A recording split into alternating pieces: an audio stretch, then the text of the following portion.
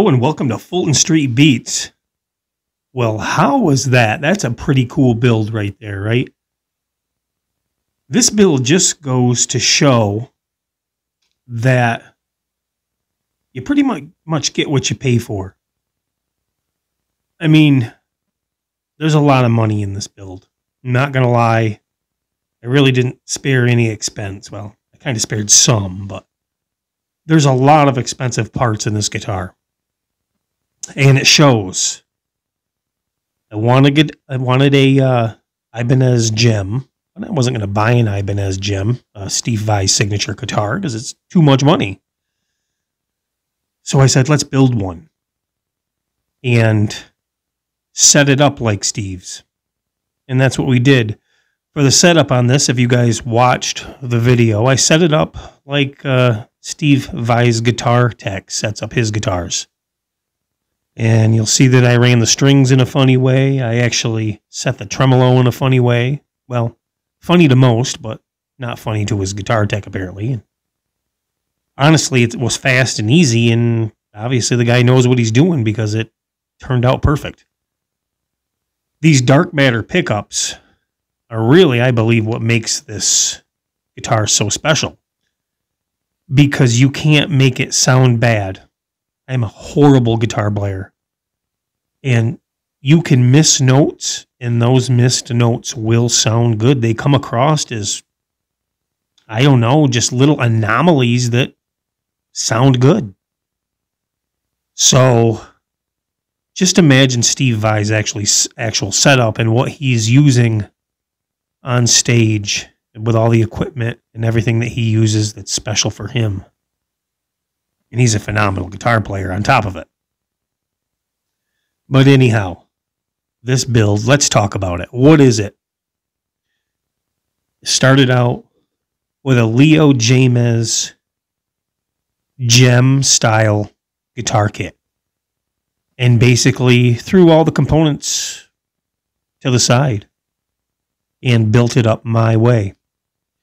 But the nice thing I've noticed about this Leo James kit is the directions are very, very detailed throughout the whole thing, which I didn't use any of these directions, by the way, because I was using Luther directions from, Steve Vai's guitar tech. So that's where I got all my information from. Although if you're going to build a kit, the parts that come with this kit they're actually pretty decent. Now, the body is phenomenal, and I put a lot of work, if you guys watch that video, into this mahogany body, getting the finish that it has, and it's first rate. It really is. You could hang this in a guitar store, and it'd look right at place hanging there. The neck's true. It's straight. The fretboard is freaking amazing. The action is so low. There's zero fret buzz anywhere. I mean, anywhere. I got a video where I polished the frets also. I should have did a video on how I leveled the frets. Maybe we can do that another time. But we have it set up right. And we got some 500K pots in it, volume and treble. It's wired just like Steve Vai's actual guitar. And that makes a big difference in the sound. And as you can see, it's crunchy. And although you're not getting the effect that I'm getting sitting here, of course you're getting it through a shitty recording, but man, does it sound good in person. Just wow. Geiger tuners up top, locking tuners. Always use the Geigers. First-rate tuners. Using Ernie Ball Cobalt strings, of course. Nickel. And like I said, dark matter pickups. I've changed the input jack. And this all has a wiring system that now I can actually disconnect. It's got quick disconnect, so that's cool. Wiring was really a breeze once I found the correct diagram. And it's really weird because I've never had a hot run to a ground before, but that's what they do with their center coil pickup. It's a weird setup. But to get Steve Vai sound, that's what you got to do. So it turned out really, really nice. I'm really impressed with it. I hope you guys were impressed with the build. And I really hope it shows through video how good it actually looks, because damn, it looks good. And it feels so good in the hands. The neck is so fast. When you put your fingers on this thing, you just want to be crunchy, as you can tell. So, opening, that's the first time I've played it. I just tuned it and dropped D real quick. And it tuned up quick, and it holds tune. That was just some drop D, some crunchy stuff real quick off the top of my head. I am not a guitar player, but man, it sure does make you feel like one. But I probably will be spending more time on guitar and learning more now that this is complete, because this makes me want to play. And yes, don't get me wrong, I love the Les Paul build over here. And that's got that Jimmy Pagey kind of feel to it. But if I'm going to be totally honest, of course, it does not hold a stick to this thing because, well, there's a lot of money in this guitar. A lot. And I don't even want to tell you how much, because you guys will go, what's wrong with you? But it's still a lot cheaper than I could buy the actual Woody for. About half. That gives you any indication. And when I say about half, I'm talking all materials, though. I'm talking stains, sandpapers, what I use for finish, the lacquer for the headstock, the headstock logo, the truss rod cover, everything. Tremolo, the Floyd Rose, what it took to polish the fretboards. Of course, all of the pickups, and those pickups are expensive. You're talking about $140 a piece. So in pickups. And then you start adding all the other things, and the pick guard. Don't even get me started on this pick guard. It wasn't cheap. Let's put it that way. Wasn't cheap. It's a maple pick guard, and if you've tried to find these pick guards, you're going to have to get one out of Greece. Let's put it that way. So, yes, I'm happy with the build. I do have some rosewood knobs coming for it. It's supposed to be on it. And they're actually coming from another country also. No, it's not China. But I think it's Russia. But waiting for those. And as soon as they get here, we'll throw those on. And you'll have to excuse me. I'm getting over bronchitis. That's why I sound a little different. I've been a little off. And look at the beautiful locking nut. That's an Ibanez locking nut. I didn't use. Now, it comes with a nice locking nut, but I didn't use it. I think I started installing it in the video, but then I decided that I had a buddy who had a new Ibanez locking nut, so I went with that one. And the fretboard, just wow with the fretboard.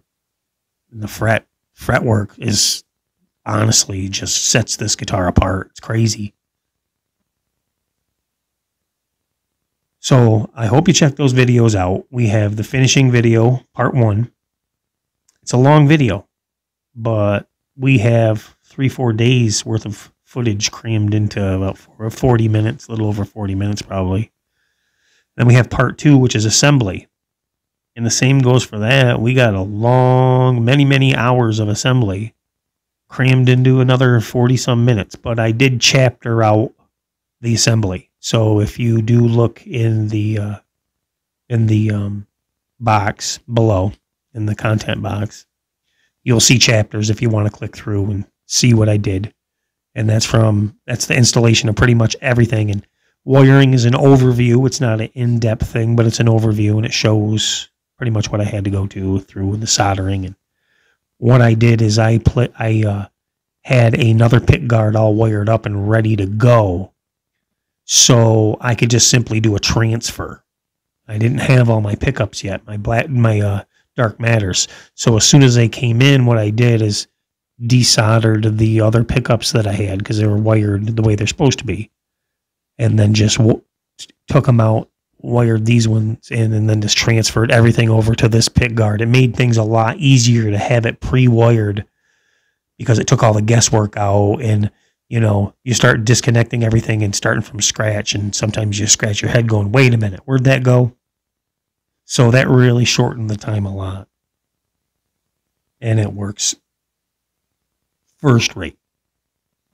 So I just wanted to share it with you. On a side note, this is the JEM77WDP. And what's really funny is if you've ever bought a guitar kit, you know that they come, most of them good ones, where the neck and the body actually are made for each other, and they'll be numbered so they don't get them confused at the factory. So they're numbered. Well, what's really funny about this is this was kind of meant to be, and I just noticed this the other day after I built the guitar. I never paid attention at first, but this is the bag that the neck was in, 77, and here's what the body was wrapped in, 77. And if you watch some of the build videos, and you see it when I was putting stuff together, inside of the pocket here, it says 77, and on the neck it said 77. So it's kind of ironic that the number 77, and it's kind of meant to be because that's what we kind of replicated. So I thought that was cool. So let's, I'm going to kind of bring the guitar over a little bit and let you guys see it. And then I'm going to let you go. We'll keep this short today. And leave in the comment section what you guys think about this build, because I'm ecstatic about it. And honestly, it's late right now, but tomorrow morning, since I'm stuck at home with bronchitis, I'm going to be playing this thing until I break out in a cold sweat again. So let me bring that over to you, and you can get some nice close-ups of it, and I'll show it to you. I hope you guys really like the results. Oh, and by the way, one more thing before we go. You'll know that a lot of people claim that that you need to keep your tremolo parallel with the body. That's not always true. Mine's not. And there's a reason, because, well, Steve Vai's guitar tech sets his up where this whammy bar is exactly 5 centimeters from the pick guard. Well, that translates to a slight rise to do it that way, because it's a preference of Steve Vai's to have this in a certain position. And that's what we duplicated here. So there's a slight rise to it, and it is by design. So before anybody drops it in going, it's not supposed to be level, trust me, this is set up the way it's supposed to be. So without any further ado, let me get that over to you. Shall we begin?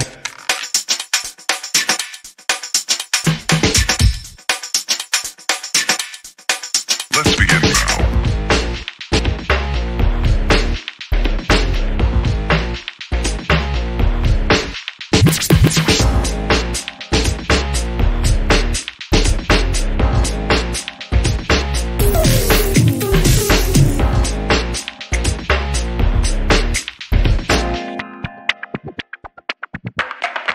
Let's begin now.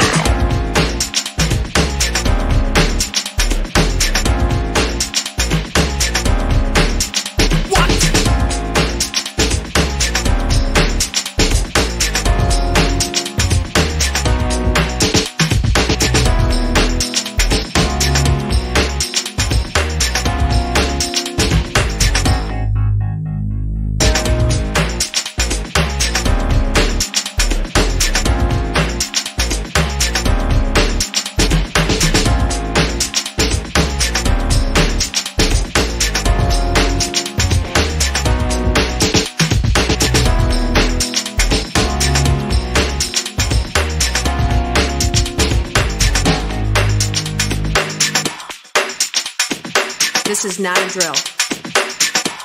Thanks for watching Fulton Street Beats. This is not a Don't drill. forget to hit the like button, share, and subscribe. And I'll be talking to you soon.